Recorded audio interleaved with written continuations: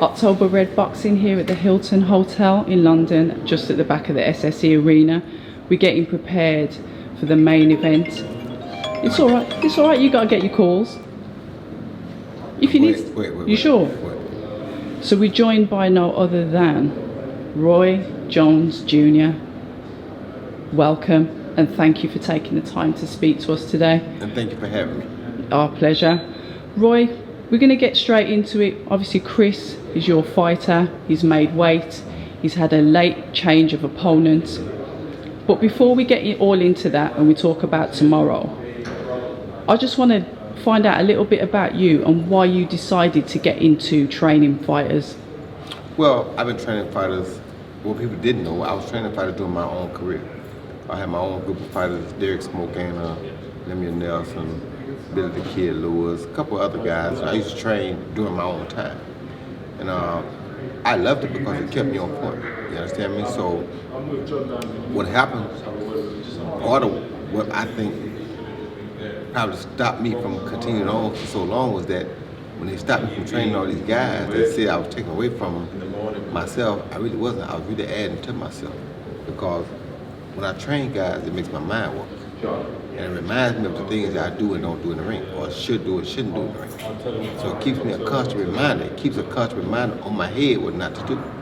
So there are things that happen later in my career that would not have happened had I still been training my guys, because I would have noticed these things in them and I wouldn't have done it. So I like training guys because it keeps me on point.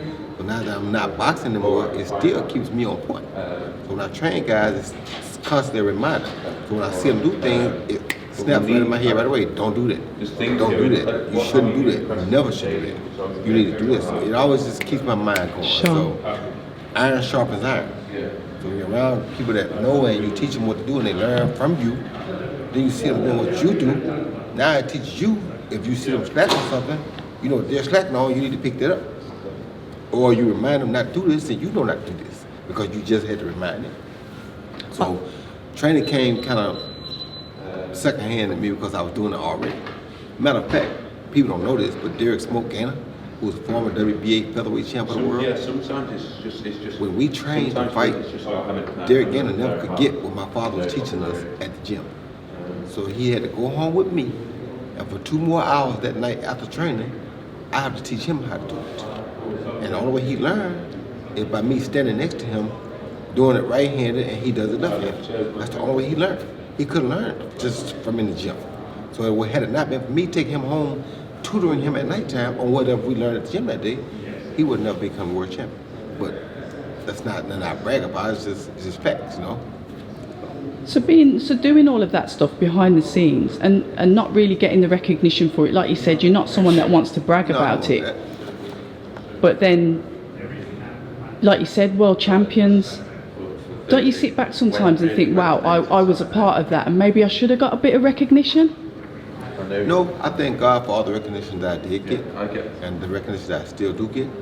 And to be honest with you, the fact that I didn't look for recognition for stuff like that is probably why God fuels me with more recognition now.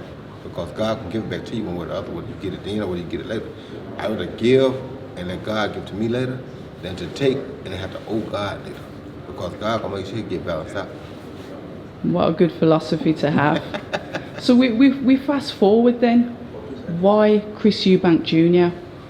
Some trainers are fussy about who they train. They just won't let anyone say, can you train me? And they say, yeah, that's fine, anyone. What made him different to other fighters for you to say, all right, I'll train you? Well, I'd heard a lot of bad things about him, off the top. A lot of bad things about him. So when his father called me, I was a bit surprised that his father would call.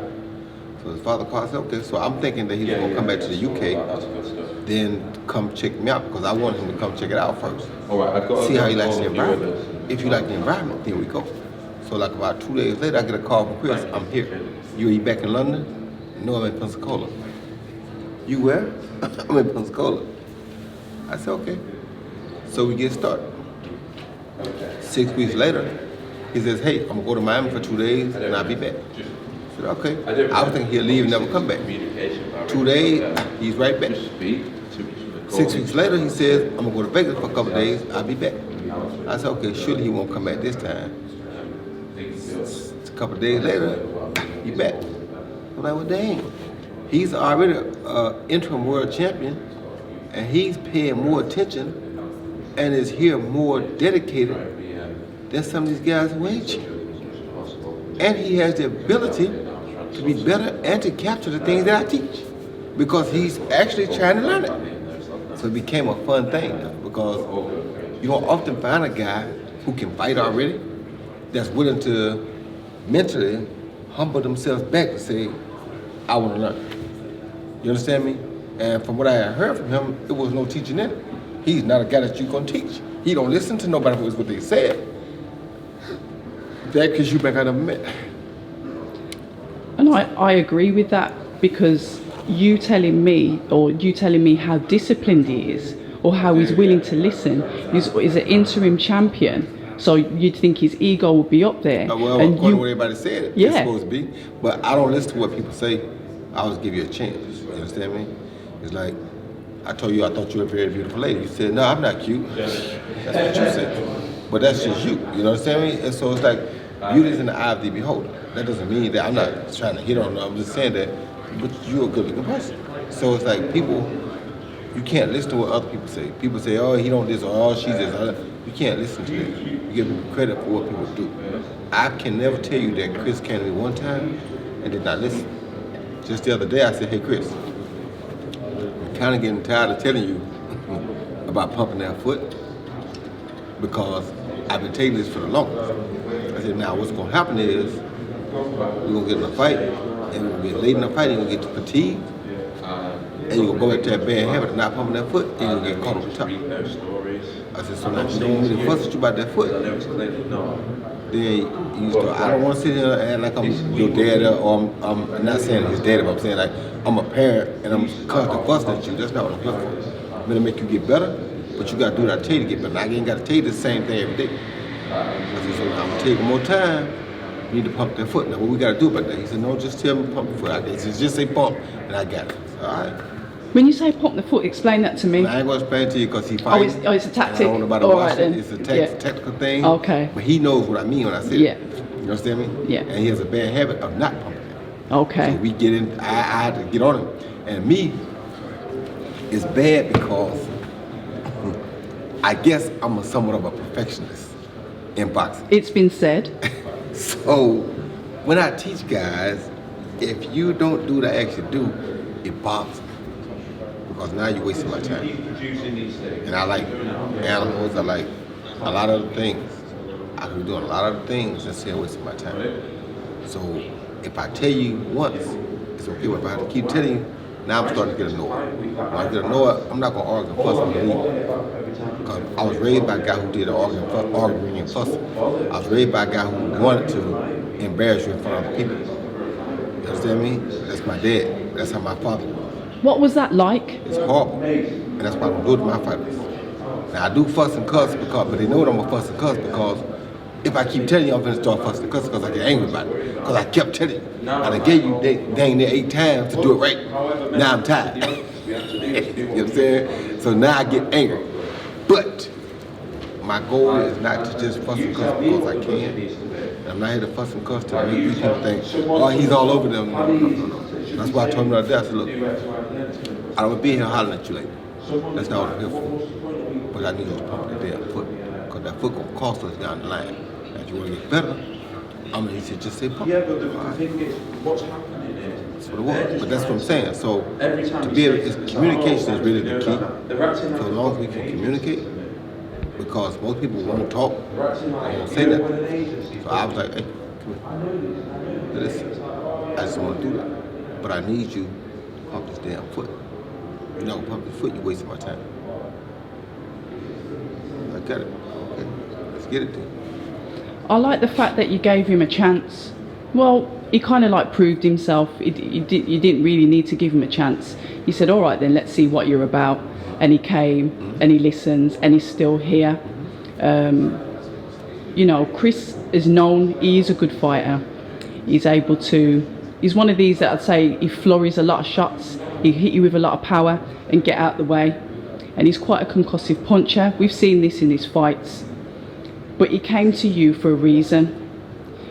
What was that reason? What did he say to you? Why you? Yes, you're an elite boxer. Yes, you have a good name. But his father contacted you, and we know from boxing his father was always quite a dominant presence in his boxing life.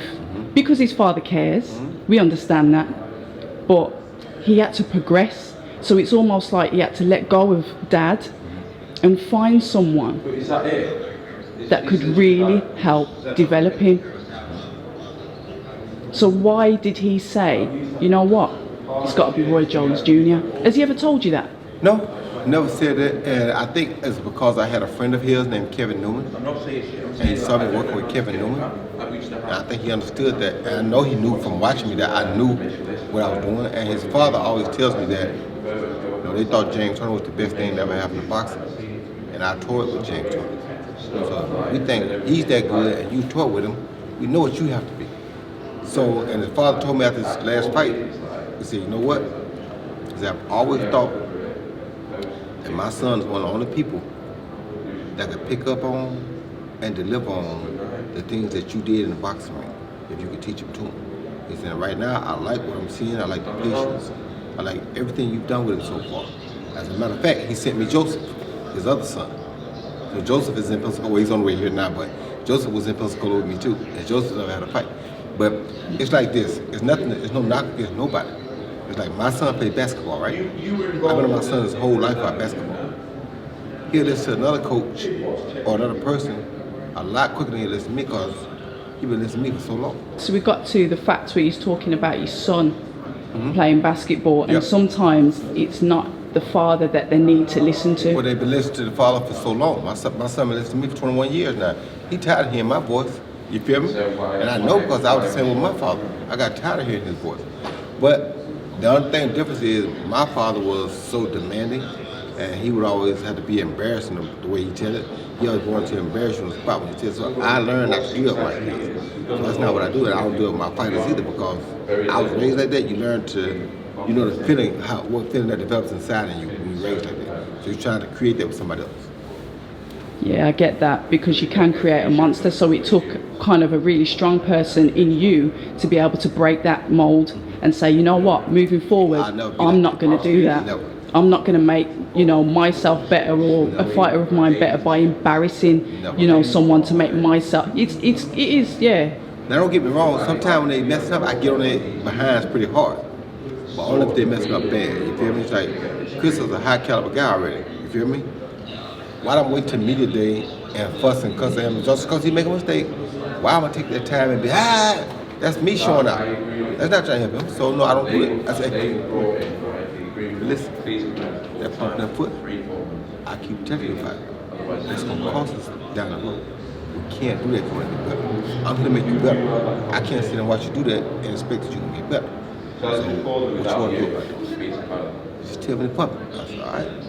Take the pump, but you need to start pumping on your own too. Or anything can happen. I need you to pump that foot. All right? We talk about fighters like yourself, living legends in the sport. How do you, it's like, I don't know, you've turned to training now, but obviously there was a point where, obviously you had the exhibition bout. That mindset of a fighter never leaves. Okay, there Never you go. leaves. You're answering the question Never before I even There's so many finish it. people that's calling me right now, still talking about a fight, like Anderson Silva for one. Never leaves because we wanted to fight when we were in our primes, and it didn't happen. Now he's still boxing. He's doing more boxing now. Now he quit MMA and he's all boxing now. So am I gonna tell you that if I wanted to fight you then, why won't I fight you now? If the money's right, doggone right I'll fight. So that's just who we are. Bad knee and all, it don't mean nothing because you always a fighter at heart. So if I get myself in shape like I did with the exhibition with this bum knee, then I can get myself in shape with him too. So the fighter never leaves, you know. Because we saw what happened to Evander Holyfield the other day, which was quite soul destroying.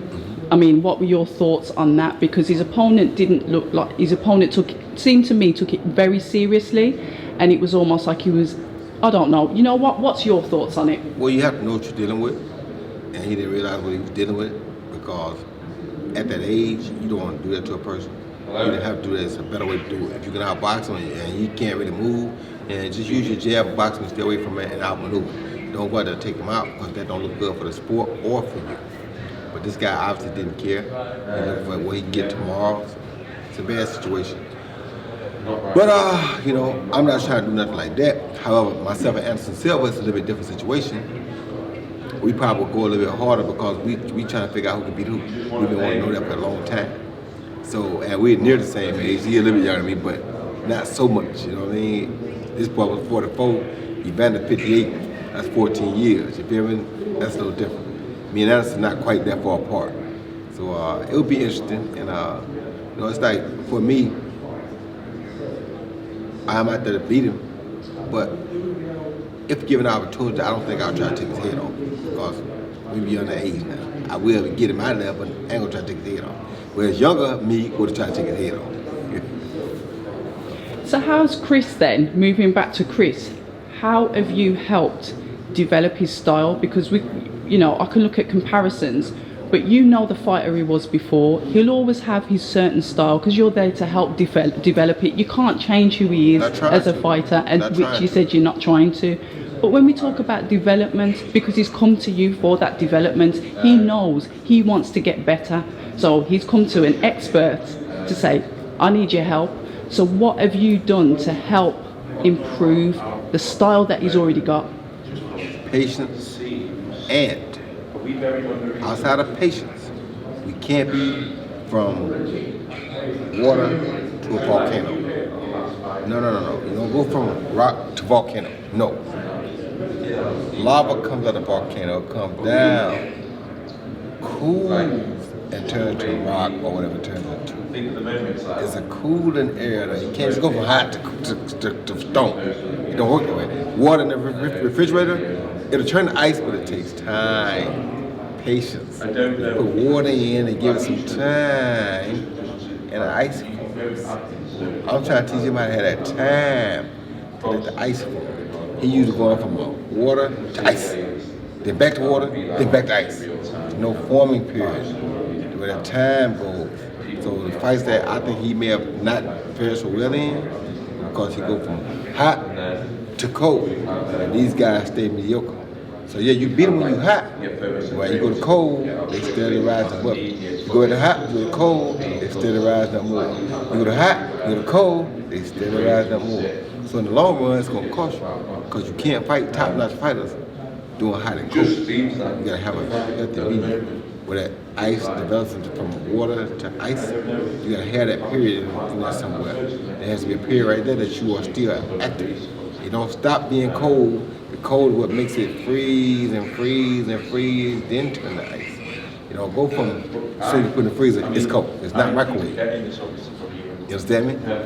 It's a good point that you talk about microwaves, because you've only been training him for a short time, but the fickle fight fan, because we are fickle in boxing, we expect to see that imminent change straight away.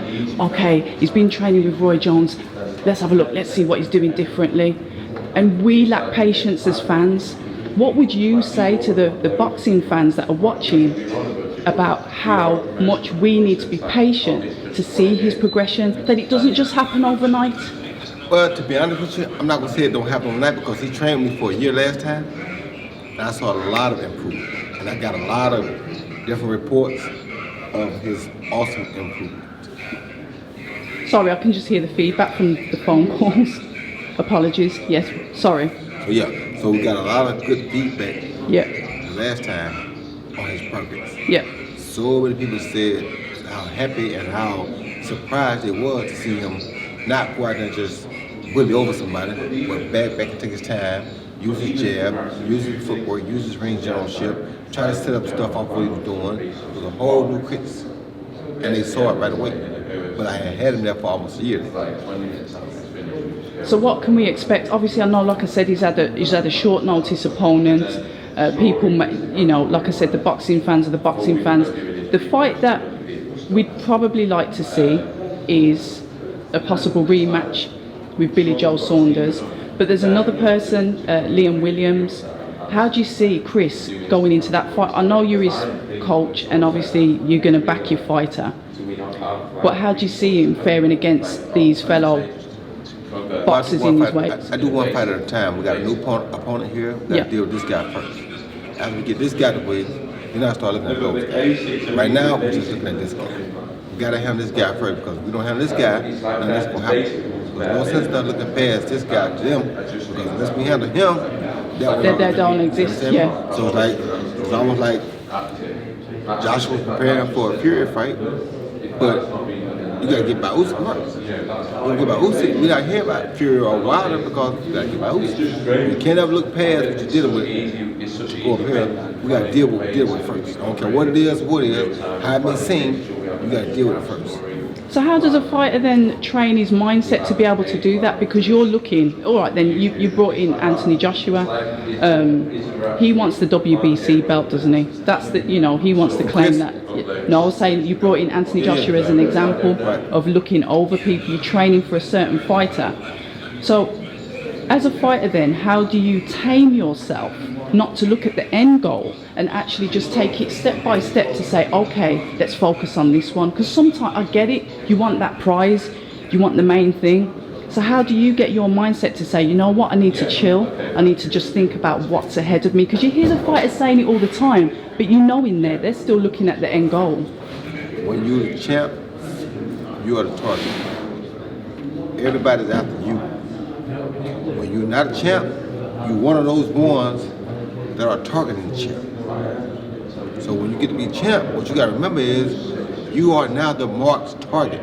There's an X in your head, and not just one person want it. Everybody want it, including that other champ that you think you want. You understand me? Everybody wants your head. Nobody want everybody's head. Everybody wants your head. You may not want this guy, you might want that guy. Everybody wants your head. So when you go out there, you gotta go there with the idea, knowing that this is what I tell people, the difference in myself and some of the other champions of late. I played king of the hill. When I went to go for the hill, I knew who was at the top of the hill. I gotta knock him off the hill. But when I get that hill belongs to me now. And I don't care who come up it, it's my hill. When you come up this hill, I don't care what side you come from, you gotta get it. But I know I am the target because I am the top of the hill. So when I got to the top of the hill, I want everything up here because I don't want to be no question about who the king of the hill was. And it wasn't. And there was a lot of people that came up the hill, but they all got knocked back down. And that's what you got to do. It's that warrior mindset of being able to stay where you are, to be able to maintain that. Because that's what a lot of people, they can get there, but can they actually maintain it? Can you stay there? If you can't maintain it, it didn't do you no good to really get there, because you can go say, well, I made it to the top of here, that ain't no good. If you didn't maintain it, you ain't do nothing. If you can't stay there 4 or 5 years, which I stayed there in about 10 years, if you can't do that, you ain't do nothing. You ain't do nothing. Wise words. Listen, I could talk to you all night on boxing, but I know that you're busy. I know you've got a heavy day ahead of you tomorrow. Yes.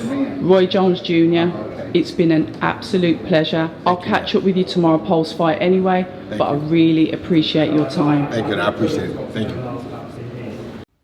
Hi, and thank you for watching October Red Boxing. Like, subscribe, and tap the bell for notifications. You can also find us on Instagram at October Red Boxing and on Twitter, October Red UK. And remember, at October Red, we stay ready.